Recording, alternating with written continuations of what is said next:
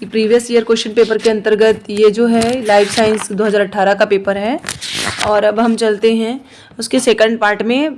35 प्रश्न मैंने पहले अपलोड कर दिया था, 36वें प्रश्न को देखते हैं। तो ये एक टेबल 1 और टेबल 2 को मैच करने वाला प्रश्न है। बहुत सरल सा प्रश्न है। देखते हैं कि इसमें जैसे देखिए आर्किया, बैक्टीरिया और यूकेरिया, तो इस सेल वॉल के बारे में है। तो सभी जानते हैं कि आर्किया में जो पेप्टिडोग्लाइकॉन होते हैं वो नहीं होते हैं। Cell wall does not contain peptidoglycan, जबकि बैक्टीरिया में सेल वॉल जो है प्रेजेंट होते हैं। और यूकेरिया की बात करते हैं तो cell wall is made up of cellulose. तो इस प्रकार इसका सही आंसर होगा, अगर हम इसको कोड को मिलाते हैं कोड को, तो सही आंसर इसका है ए नंबर का सही, इसका सही। अब हम नेक्स्ट प्रश्न की ओर चलते हैं। नेक्स्ट प्रश्न नेक्स्ट पेज में होगा, मैच टेबल 1 एंड टेबल 2। ये भी सरल है। ये रिलेशनशिप को दिखा रहा है से एमेंसिलिज्म, सिम्बायोसिस और कमेंसिलिज्म।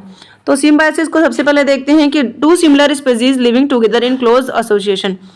दो विषम प्रजाति घनिष्ठ संबंधता के साथ एक साथ रहते हैं, मतलब दोनों एक दूसरे को बेनिफिट पहुंचाते हैं सिम्बायोसिस में, है ना। और सिम्बायोसिस की बात अगर देखते हैं, एमेंसिलिज्म की बात करते हैं, तो एमेंसिलिज्म में क्या होता है कि एक जनसंख्या का दमन हुआ परंतु दूसरा प्रभावित नहीं हुआ है, मतलब एक जनसंख्या को बेनिफिट नहीं हुआ है और दूसरा जो है एक जनसंख्या को कुछ भी नहीं हुआ है, लेकिन दूसरा को मतलब क्या होना चाहिए, नुकसान हुआ है बोल सकते हैं, ये एमेंसिलिज्म। और कॉमेंसिलिज्म में क्या होता है कि एक को तो बेनिफिट होता है पर दूसरा को कोई नुकसान नहीं होता।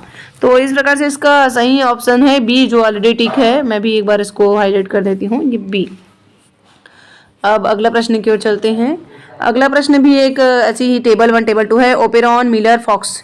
तो जो ओपेरिन है, ये जो ओपेरिन जो बोलते हैं, ओपेरिन का जो सही आंसर है वो है कोसरवेट्स, है ना। और मिलर की बात करते हैं तो मिलर जो है मिलर में अगर देखते हैं तो ये आर्टिफिशियल ऑर्गेनिक सिंथेसिस।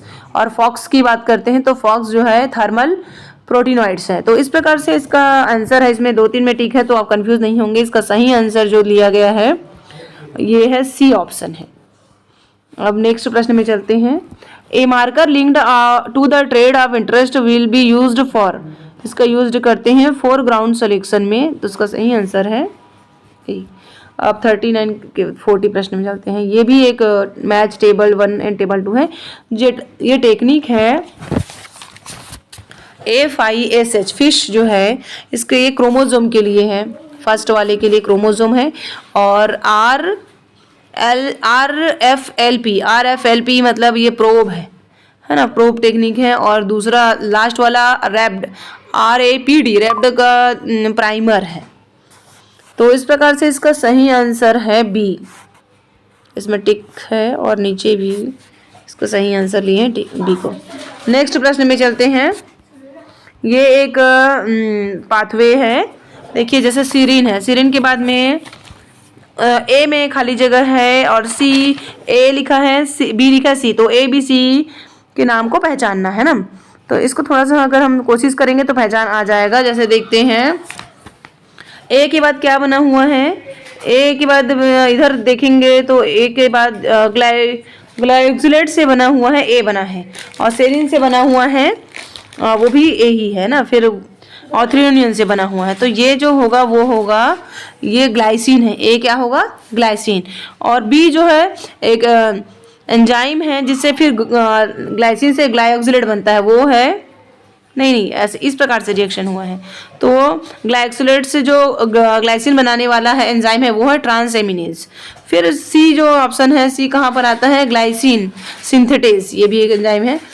तो इस प्रकार से ग्लाइसिन बायोसिंथेसिस के लिए ये है, तो इसका सही आंसर है ए। ये जो है सही आंसर है। आप लोग इसको और समझ लीजिए, ध्यान से देख लीजिए। अब अगला प्रश्न की चलते हैं। ये भी इस प्रकार से एक पाथवे ही है और जिसका सही आंसर है ए है। लास्ट वाला जो आंसर है वही है इसका सही आंसर। इसको मैं थोड़ा बड़ा करना चाहूँ तो ग्लूटामेट, ये थोड़ा ज़्यादा इजी है। जैसे ग्लूटामेट के बाद में क्या बना है, ग्लू और सिस ऐसा बना है ना। तो ए में क्या होगा, जो नहीं है ग्लू तो है इसमें, यह सिस्टीन, ए में आएगा सिस्टीन, फिर मिलकर दोनों कंबाइन हो गया। फिर बी जो आया, बी यहाँ पर देखिए ग्लू है, सिस है और ग्लाइसिन नहीं है, तो बी में आएगा ग्लाइसिन। और ये है ग्लूटाथियोल बायोसिंथेसिस पाथवे। तो इस प्रकार से इसका सही आंसर होगा डी ऑप्शन। ये जो है डी है करेक्ट है।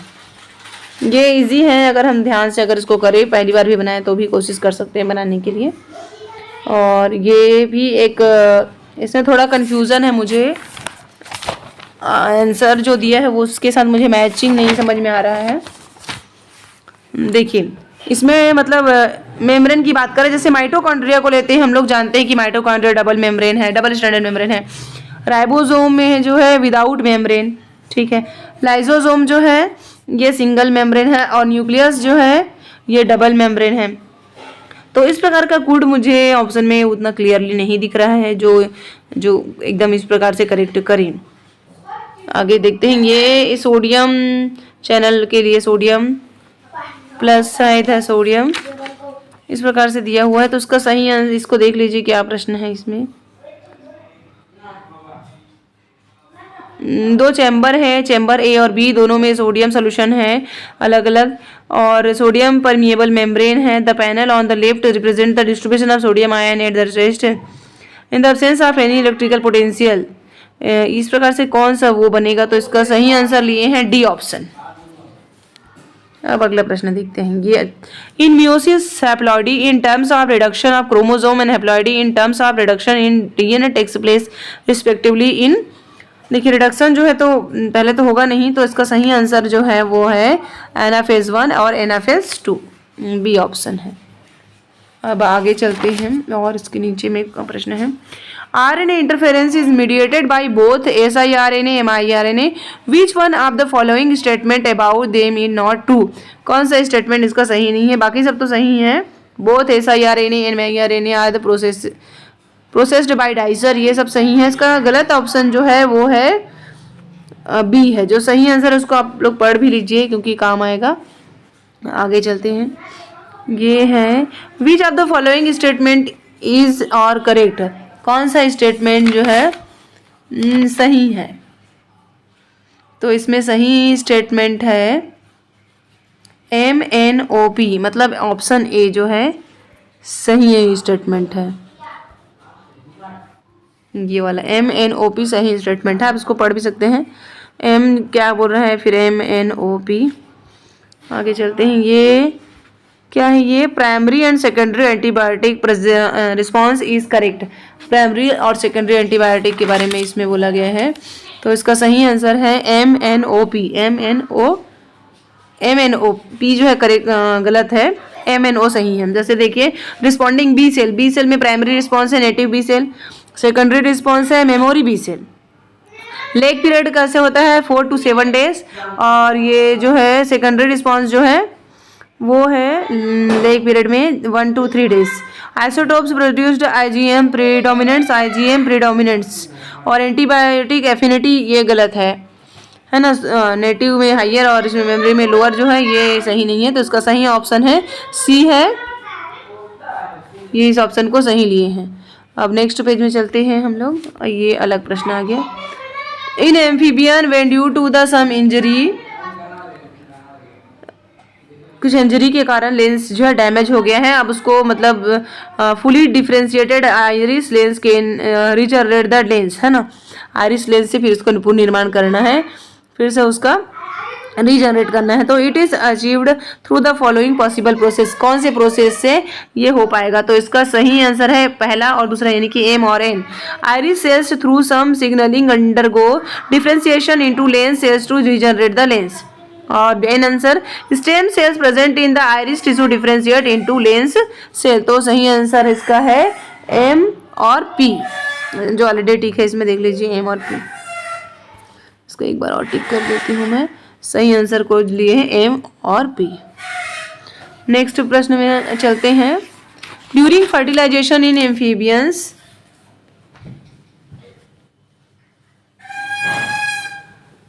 The fusion of egg and sperm plasma is processed by the sequence. कौन सा सीक्वेंस इसका सही है, इसके लिए है पहला सीक्वेंस को P को देखते हैं। P पहले आएगा, chemoattraction of the sperm to the egg by the soluble factor is secrete by egg, P।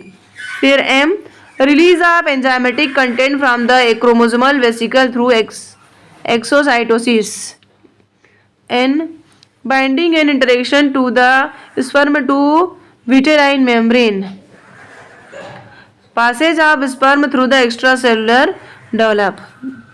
आगे चलते हैं अगला, ये तो ऑप्शन सही ऑप्शन इसका हो गया बी, करेक्ट ऑप्शन बी। अब नेक्स्ट पेज की तरफ चलते हैं। नेक्स्ट पेज दूसरे फोल्डर में है, इसको बैक करती हूँ मैं। क्या होता है कि ये अच्छा प्रश्न है कि एक व्यक्ति जो है ब्लाइंडनेस से पीड़ित है, नाइट ब्लाइंडनेस से, तो पहले डॉक्टर उसको कंसल्ट करते हैं कि वो कैरोट खाएं और फिश ऑयल यूज़ करें। उसके बाद में भी कोई इम्प्रूवमेंट नहीं हुआ तो विटामिन ए के इंजेक्शन दिए। फिर कोई भी मतलब उनको कोई फ़ायदा नहीं दिखा तो फिर डॉक्टर ने उनको सजेस्ट किया कि कौन से एंजाइम की उसमें कमी है ना, कि विचार किया और ट्रीटमेंट की कमी है तो कौन से इसमें कमी है, तो इसमें देखिए रेटिनॉल डिहाइड्रोजिनेस एंजाइम की कमी है, तो इसका सही आंसर आएगा सी, ये वाला। मतलब कौन सी एंजाइम की कमी थी, रेटिनॉल डिहाइड्रोजिनेस की कमी थी। पशुओं में नाइट्रोजन उत्सर्जन के विकासात्मक पैटर्न का क्रम इस प्रकार है। पशु जो है नाइट्रोजन का उत्सर्जन किस प्रकार से करते हैं, अमोनिया, यूरिया और यूरिक एसिड, अमोनिया, यूरिया और यूरिक एसिड। अगला प्रश्न चलते हैं, crossing over is, crossing over में क्या होता है, ये बहुत ही सरल प्रश्न है। Crossing over exchange of segment between non sister chromatids of homologous chromosome, तो इसका सही आंसर है बलून कहाँ है वो? हमने पढ़ा, इसका सही आंसर है ये वाला बी। अगले प्रश्न की ओर चलते हैं। नेक्स्ट प्रश्न है, how many contrasting traits are pea plant were chosen by Mendel, Mendel ने जो मटर पॉन्ड की कितने कंस्ट्रक्टिंग थ्रेड को चूज किया था, तो इसमें आंसर है इसका 2।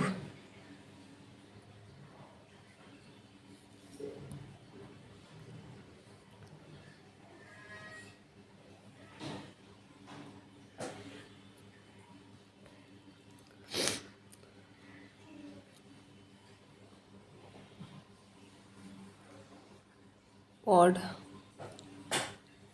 Which one of the following kind of animal in ट्राइप्लोब्लास्टिक, तो इसका है फ्लैट वर्म, सही आंसर है इसका फ्लैट वर्म।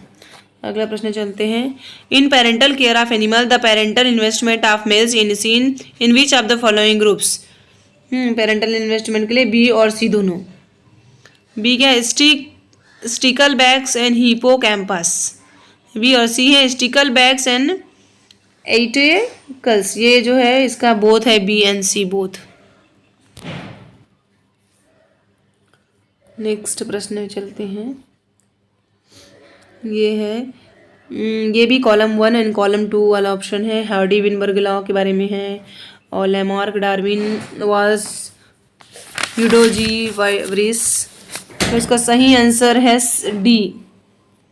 इसको पहले टिक देंगे, सही आंसर कौन सा है, डी को लिया है सही आंसर के रूप में।